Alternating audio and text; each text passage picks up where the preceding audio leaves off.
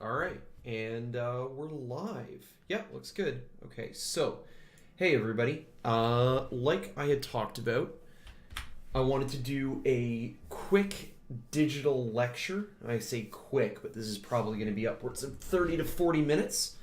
But do a digital capture of the overall recording. Sorry, it took me longer to put together than I wanted to. It's been a very crazy week getting stuff going for the esports group. If you're at all involved in the esports stuff, buckle up. It's going to get real exciting from here on out.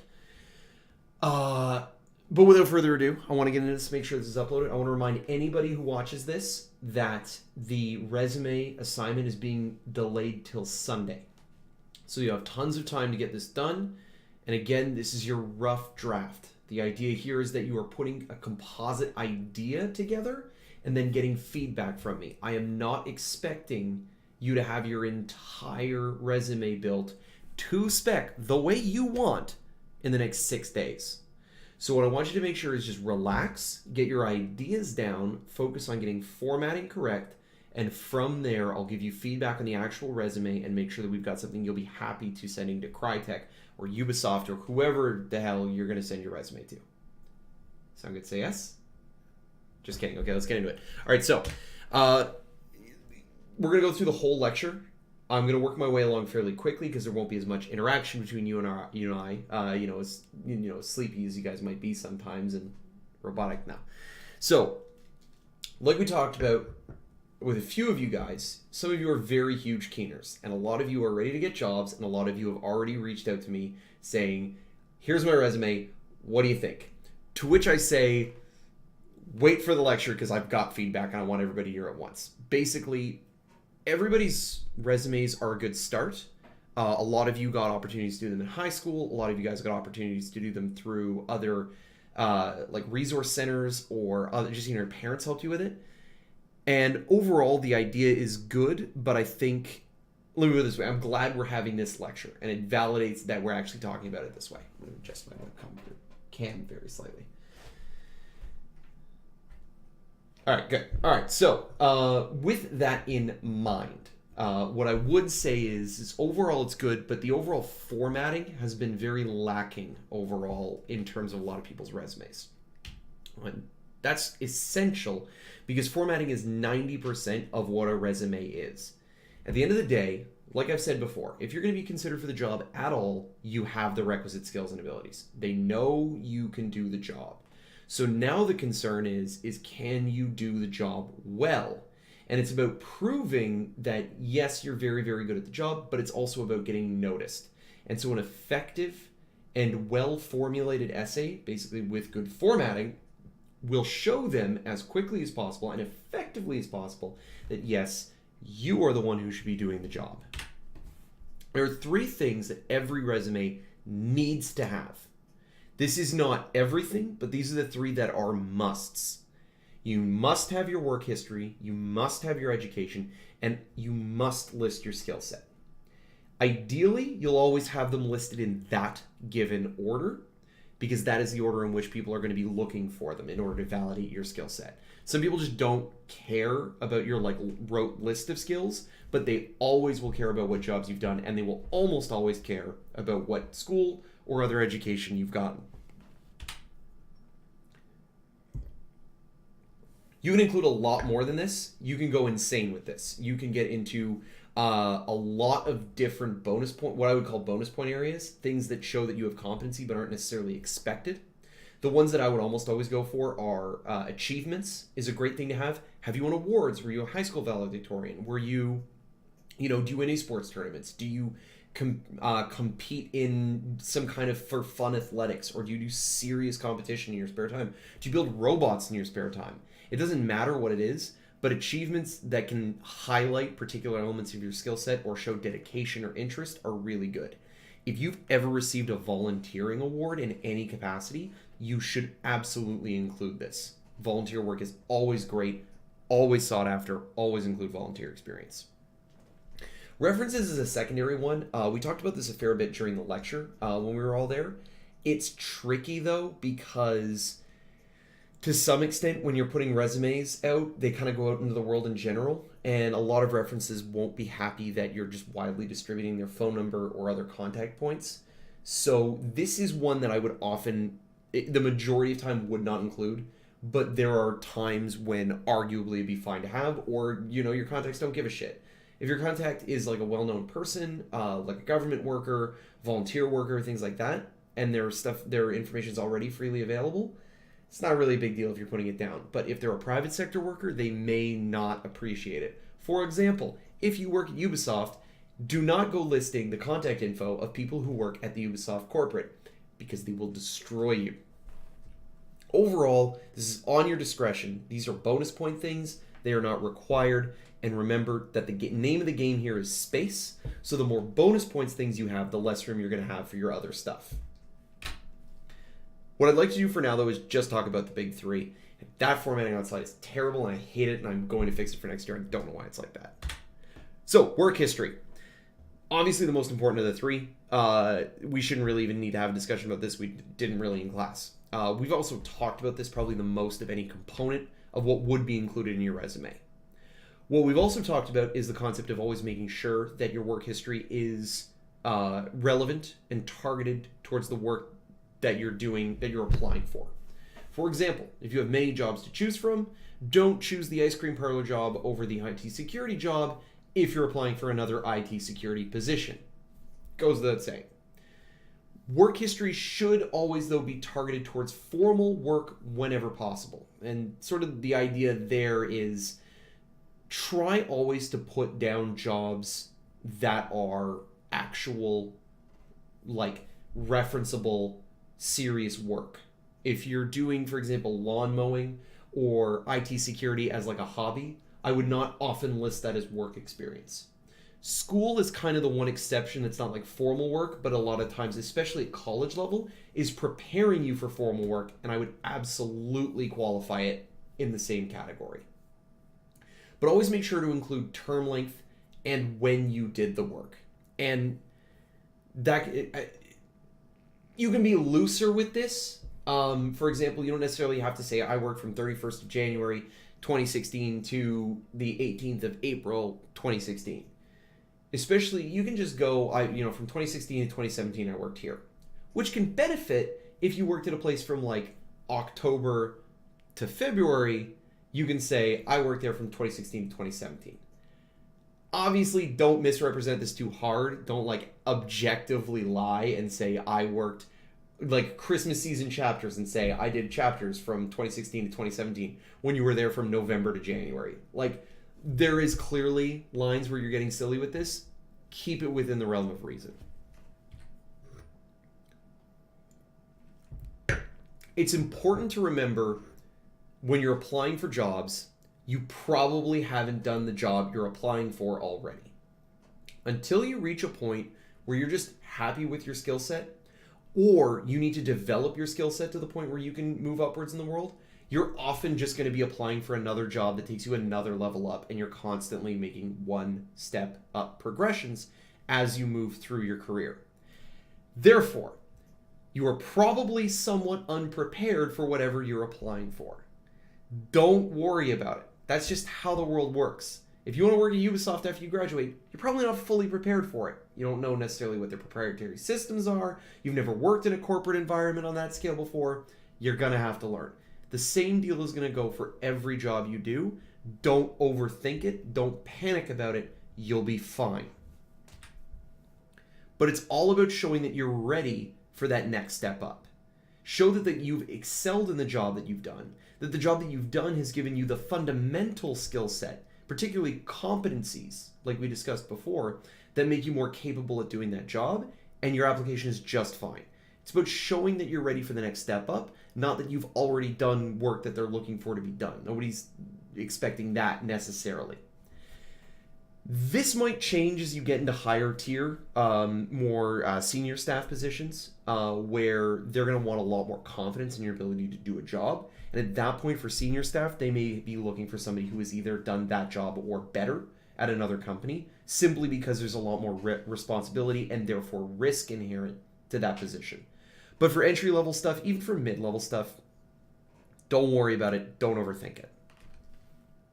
Now, what I will say is you guys going to college is probably the best thing you could possibly ask for. You guys have an insane advantage given your work experience on what you guys can do. It's essentially you've been given 3 years to learn how this shit works in an environment where you get to try stuff and have it fail and not be crucified or fired for it. And the whole time you do fail, you get awesome feedback from instructors who are professionals in their field. Essentially, you've gotten what is categorically effective experience towards being good at these things.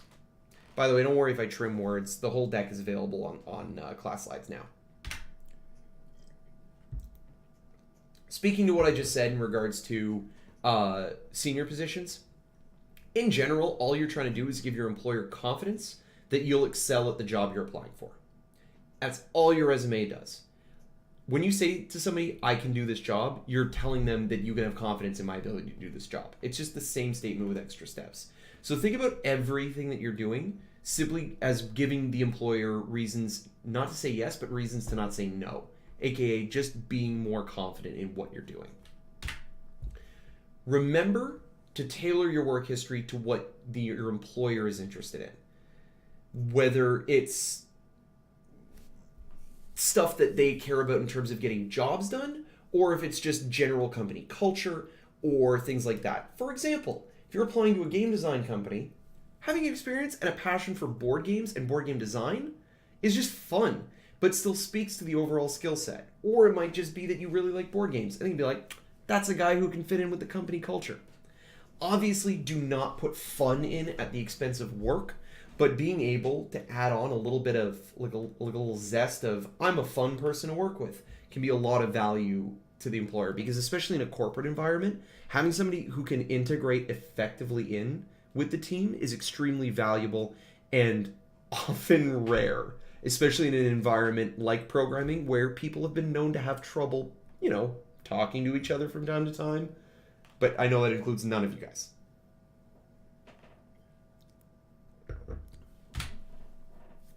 Now, this was something we actually got in a little deep with when we were doing the lecture itself.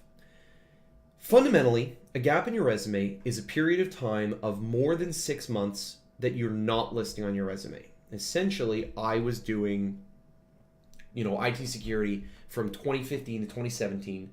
And then in 2018, in August, I started working at Ubisoft. People are going to wonder, you had to eat, you had to pay rent. What were you doing? Where did you go? In general, it's not necessarily a deal breaker or something that's going to cause them to reject the resume. But if your resume looks otherwise good and the gap is large enough, it will often be a question in your initial interviews. They want to make sure you didn't have any trouble. They want to make sure that, you weren't wasting time, that you were still building your experience, whatever. Essentially, if you're going to have gaps in your resume, just be prepared to answer the question, this is what I was doing during that gap. If you spent your gap, for example, learning how to do robotics engineering because it seems cool, you didn't just avoid the problem, you made their problem a bigger win for you. So you can answer that question in a way that just becomes beneficial for everybody involved. So don't sweat it, just be ready to answer that question. By the way, gaps in your resume do not matter in the indie world pretty much at all. It's more around corporate work and corporate careers that people are going to be concerned about this, because you're expected to work 9 to 5 every day. So when you disappear for a year or more, that's when they get concerned. Stay on topic. Don't get tangential. Don't get caught up in listing every single job you've done. Stick to what's relevant to you within the context of the job you're applying for. Don't worry about your random ice cream job. It says, we talked about this before, the ice cream job. That was from last year's lecture. Just simply put, don't list stuff unless it gives relevant work experience to your job, even if it means you're putting fewer items of work experience down. And obviously, don't prioritize something that you care about more than the employer is going to care about. So yeah, but I really like that ice cream job. Nobody gives a shit. Put down the job around IT security. We don't care if you didn't like it as much. It's important to explain the work you've done. It doesn't mean tell me a story. It doesn't mean get into your social interactions and how much you like the job. Doesn't matter. What you're using your description to provide is an understanding of what your responsibilities were and how you succeeded at them. Essentially just bragging about how great you were at the job, but it implies some of those base skills we were talking about before, and it can even include implications about your competencies and your abilities, as per our discussion in week 2. So you can get really granular in what you're describing here without going too long. Try to keep it essentially to about 2 sentences if you can. Now, part 2, education. As much as you can. No piece of education is a bad thing. That can be university, that can be college, that can be workshops, that can be tutorials, it could be first aid training, it could be women's training, whatever you'd like. Just prioritize it based on how complex the training was and how long it took. Humber is very long, it's 3 years, it's very complicated, it's likely going to be your number 1 item. But for example, if you did a 2-week boot camp on how to program Python, you'd probably list that above first aid training. Which, if you haven't done first aid training, I'd highly recommend it. It's a very valuable skill. It just kind of looks good in a resume. Oh, don't include high school unless something was remarkable about that particular school. High school is mandatory. Nobody cares. Like, good job. You did the minimum entry level to life. But for example, if your school was an IB school or did STEM, or you were like a valedictorian, or you took some kind of leadership role, that's when it becomes very valuable, and absolutely list it. For example, I know it's not Dean's List, but like the honors where you had like an insane grade average in high school, super worthwhile to list. Now for the part 3, skill set, bunch of different ways to approach this. You can generally keep it to a short list of your relevant attributes, typically competencies and abilities above anything else. Abilities are nice, but they're mostly bonus points. They're not necessarily, usually not work relevant. Abilities are usually more implicit and like more ephemeral. So things like capacity to learn, which is very good in a work environment. But for example, really good at balancing would be an ability. Not in an IT world.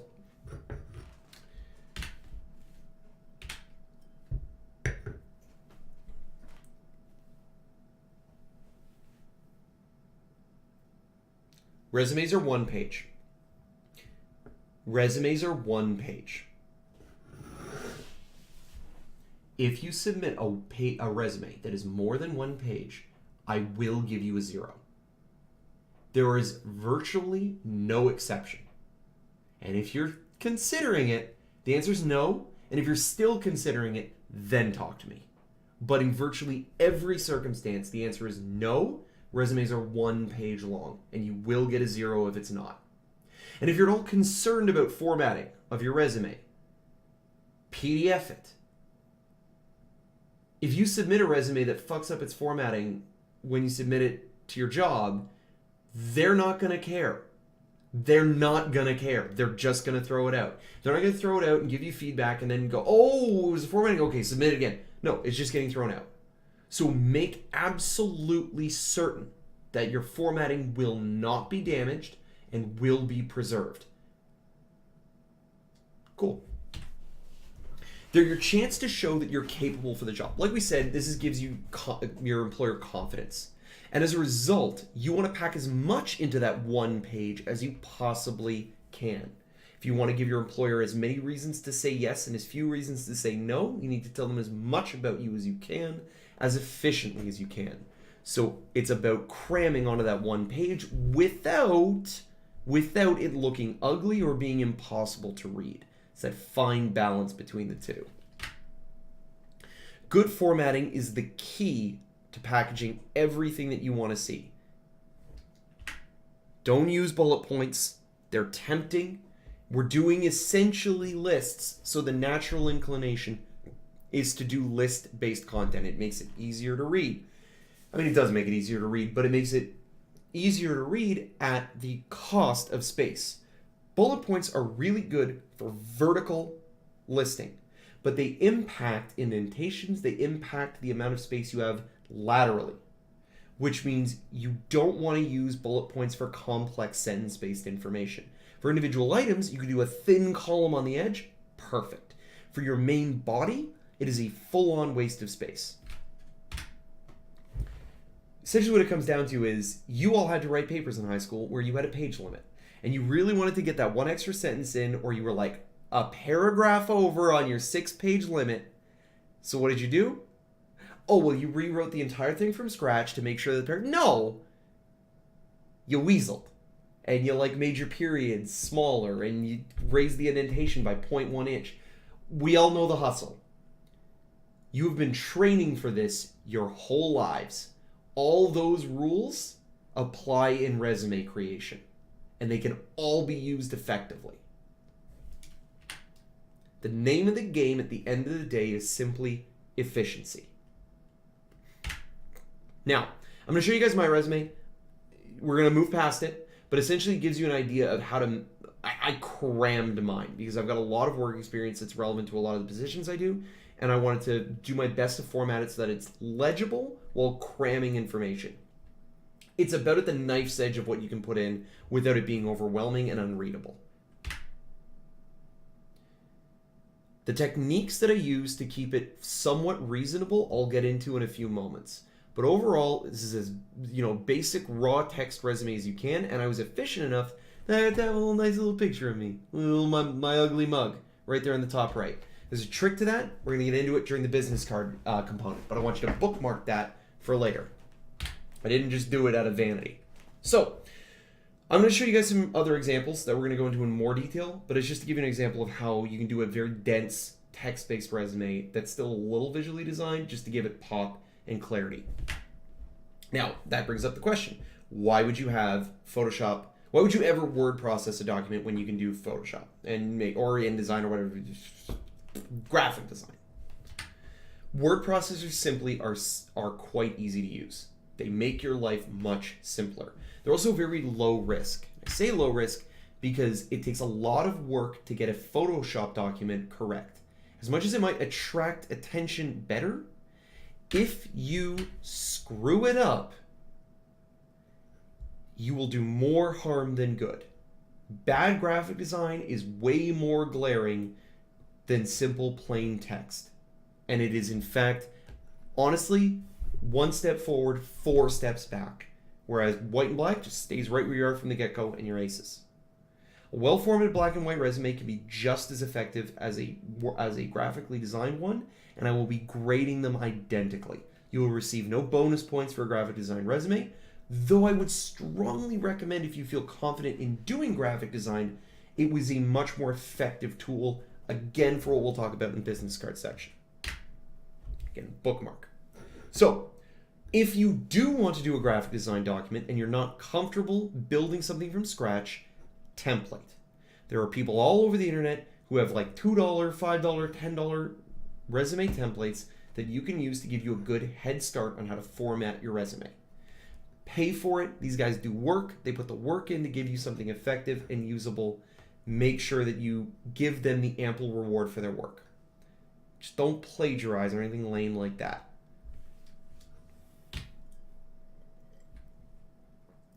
It's all up. It's in the homework section. It goes into more detail. Make a resume. We've talked about this. We're going to talk about it more tomorrow in class. Now, let's look at some examples. I'm going to give you guys an idea of what they did right, what they did wrong, and we're going to move through these. I added this slide for anybody who's only going to see the slide deck version. Do not use these as a raw guide. I am going to zero anybody who just straight rips off the formatting of any of these. So, what I would recommend, if this is hard to read, is pull this up and go along with us, because I'm going to do these very quickly for the sake of time. Now, this one, overall, solidly formatted, well compartmentalized. There's a few things they do wrong. Number 1, inconsistent alignment throughout the document. We go center aligned, justified, center aligned, left adjusted, center, bullet points, center aligned. It's just all over the goddamn map. Keep it to a consistent formatting throughout, but overall, it's mostly glaring because of other issues. But there's no reason why education and technical skills should be done that way, except for our second problem, which is when you're telling your work experience, I don't want a story. I just want to know what's going on. I just want to know 2 sentences about your job. For 2 of these, they did that right. For the other 2, they didn't just write me a paragraph long story. They also did bullet points. They did 3 full bullet points with huge break lines in them. So those bullet points each take as long as 2 of the short form work experiences. It's a horrific waste of space and completely unnecessary. It's also full of numbers. And I don't give a fuck about the numbers. I just want to know the details of what the job was. Just tell me 2 sentences and you're good. And because they wasted so much space with their financial analyst and performance analyst positions, they left no room for their education or their technical skills. And those 2 components have been crushed down into the bare minimum possible to so little information that the only way to make them feel not garbage was to center align them as a tiny little list in the very bottom. Remember, your education is extremely important. I want to see more than that when I see it. It literally is the littlest, most reduced possible amount of information they could possibly fit in, and it feels like an afterthought. Do not do it that way. But that about sums this one up. You can essentially what it is professional experience is bloated, and it crushes out all the other components and forces them into bad formatting decisions as a result. Number 2. I've said it before. I will say it again. Do not ever use percentage bars. They look fucking terrible. And I don't even know what the circles are down here. The bottom left one isn't even consistently formatted with the others. It's terrible. And essentially it can be summed up in 2 things. Number 1, we keep talking about how efficiency is important. It is the least efficient possible thing you can put in your resume. Number 2, it looks terrible. Because quite simply, what is 7 out of 10? You're kind of okay at this? Would you sit down in your job interview and they ask you, can I trust you to do IT security? Are you good at databasing, for example? And you go, well, I guess I'm all right with it. And you just end it at that. You would, of course, never say that in a job interview. So why are you saying it on your resume? Also, in relation to what? I'm a 6 out of 10 in programming. Is that 6 out of 10 in programming in relation to Scott Fielder, who is like a PhD and like a math genius and like lives and breathes code? Or is it 6 out of 10 in relation to Jeff, the project manager, who doesn't do code at all? I have no basis of knowing, nor does anybody else who does this. So not only is the 7 out of 10 meaningless, but it gives your employer bad impressions about your faith in your own ability, and it wastes space. Never, ever do this. Now, getting ahead of ourselves. Otherwise, the components of this resume are actually really well put together. It's all lorem ipsum because it's just general design. One thing I will say that I absolutely hate is it's actually graphically designed to have the crocodile clips, and that's fucking stupid. Never do that. Again, waste of space, and this time to be cutesy. Otherwise, overall, the formatting of this is very good. One thing that's notable is he uses negative space in the document to create essentially line breaks and separations between every one of the text boxes. If you were to invert the color, you'd see that there's black bands that run in between every paragraph that are very regular and very consistent. But because it's black on white and the bands are essentially that basically paper color, it's invisible. It's a very elegant way to break your page up if you use a somewhat significant break between each of the text boxes as long as it is consistent. Overall, formatting is great, but he could fit in more skills, a lot more skills, even more work experience if he had not used the damn percentage bars. This one's great. 2 problems. 1, in an attempt to be cute and cram more information in, he's made his overall text just too tiny. He's gone too far in the text density to the point where it's hard to read, and you never want that. Nobody's going to take the time to get out their, detective inspector's glasses or the little magnifying glass to figure out who you are. Instead, just make the text a little bigger. Now, It's actually that small because he trapped himself. This whole bar on the left is very cute. However, it does kind of create a problem. It's so bright and disparate from the background that it feels completely inconsistent with the actual page itself. And so in a really nice little graphic design element, he had that little resume tab, which actually does help from a graphic design perspective to bind the whole page together and make the whole thing feel consistent. However, it vertically crushes all of his text and wastes the top 10% of the resume. Not great. The other cool thing he does is he drew his face. He's a little cartoon. Genius. He's applying as an art director. So it gives the employer some kind of grasp of his style and his craft. It's also like a great attention grabber. If you can do something like this, highly recommend it. It looks great. We went for a long time on this one. Again, sake of time, there's one big thing that this comes down to is that it is a graphic design fucking disaster. And the whole thing is a disaster because of he used yellow text on a white background. Never use something that's hard to read for any reason. Dark text on light backdrops always. Just don't be cute with this. But more than anything, the major problem that this has is this has about 487,000 different formattings. The reason it reads like a crazy kitchen is because there's about 4 different fonts in this resume in about 8 different text sizes. So it makes it seem like the whole thing is like strobing and warped. Even though all the he hasn't actually modified the text in any way, all the different font formattings and font sizes gives it this really horrifying, crazy kitchen type formatting or image or perception. It's also terrible the way he created this, like, in the bottom left of the resume, this, like, education feels like completely isolated and it's like, sit in the corner and think about what you did type setup. Keep it consistent throughout. Yes, it looks cute, and I'm sure he felt very good about his Bumblebee resume, but it is a visual nightmare to read and look at. Keep your content consistent. Now, a couple more tips before we move on to business cards.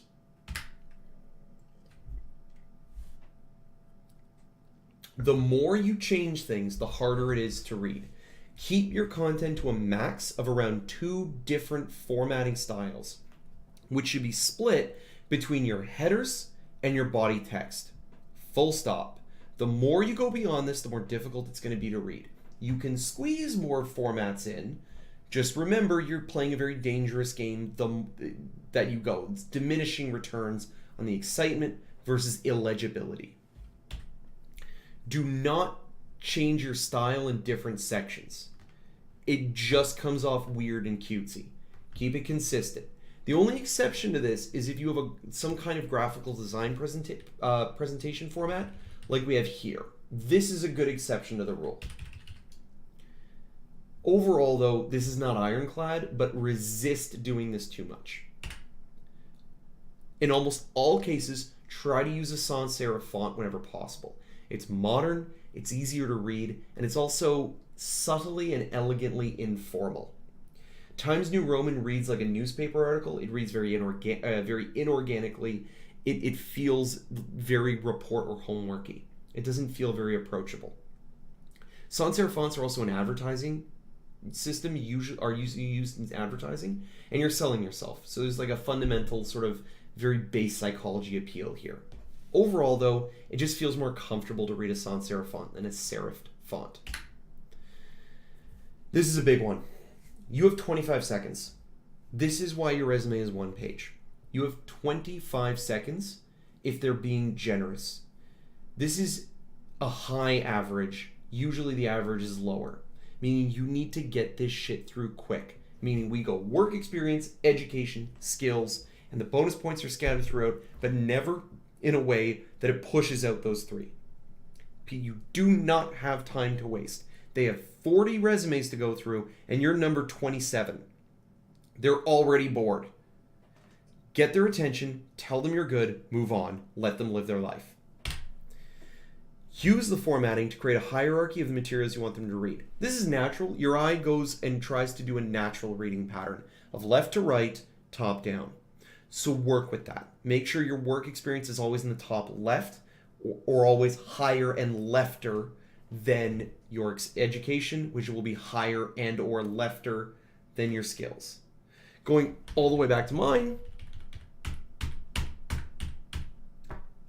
lefter, and then on the right is skills. And I use the darker gray to diminish and separate the skills so that you go and follow the natural eye line. You go Jeffrey, production experience, education, and the separate column forces the eye to track down, and then you go to the second run, then you go to the second column.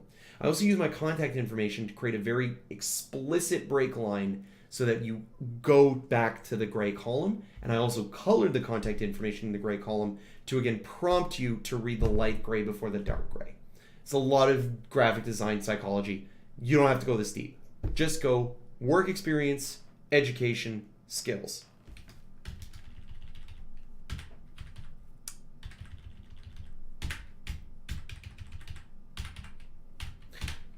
Oh, hang on. Only include your social media if it is clean. And if it's not clean, go back and clean it up today. Don't mess around with this. People do use this as a way to vet you. And your Twitter is basically your new business card like we were talking about with Kenny. So be very careful about it. Include a code portfolio. We're going to talk more about this later, but essentially include your GitHub. Especially if it's a digital resume, having access to your GitHub can be really valuable. Part of what these guys are looking for is your ability to code and code cleanly. So having a link to your GitHub makes their ability to research, if you can do that, much easier. A lot of people want to have an objective statement, like in a statement of who they are. It's implicit in your work experience and your skills. I don't want a story. I don't care. If you're going to have an objective statement, you're going to be telling me about your skills and your competencies and your abilities anyway. So just put in the work experience and your skills and make more room for yourself. You can. It can be very effective. It can be a good way to show character and creativity and fun. It's absolutely not essential though, and I'm very medium on it at best. Cool. Business cards. Now, we're going to shift track a little bit. With business cards, they have one very simple job. They are not like your resume. They are a completely different thing.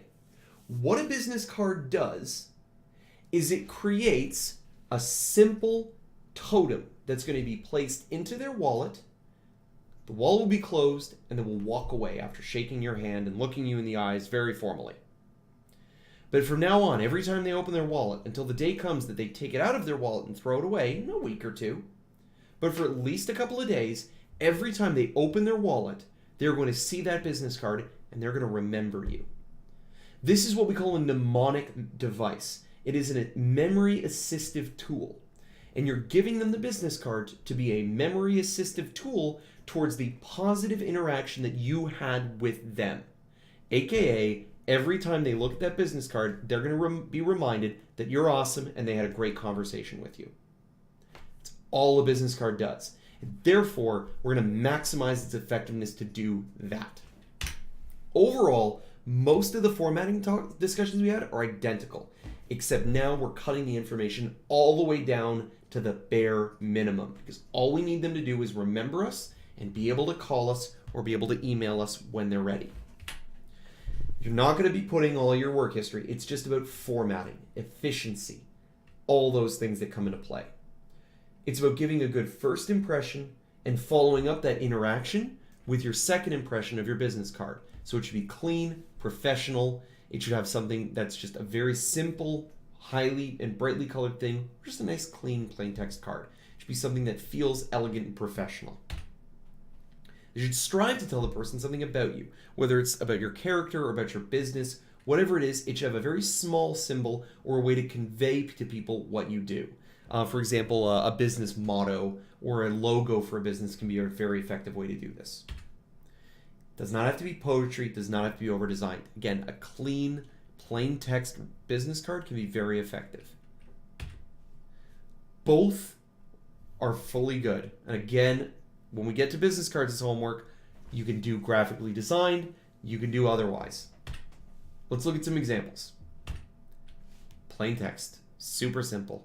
I am a consultant. My name is Matt. Call me. Again, the goal here is not to create some magnum opus of graphic design. It's to put a little mnemonic totem in their wallet for the future. If you have this, you're off to the races and you're fine. Here's the problem though. A mnemonic tool is more effective if it is visual. I'm sure you've all walked into a room and you've smelled something and it's just unlocked a memory. Be it perfume, be it, food, whatever it is. But smells have a really strong mnemonic link in your mind. Visuals are second to that. Visuals and sound follow behind, to my understanding, follow behind smell, quite interestingly, but are much more effective than red text, which rates virtually at the bare minimum. A visual pop, a logo, can be extremely effective. So something like this that creates a nice visual pop that gives you a little more image and a little more perspective on what it is can be a much more effective tool than a plain white and black. And you should all strive to have in some way a colored logoed business card. Bear in mind, logo does not need to be a business logo. It could literally just be a little controller symbol. But a visual pop is a more effective mnemonic tool and a more noticeable one than plain white and black text.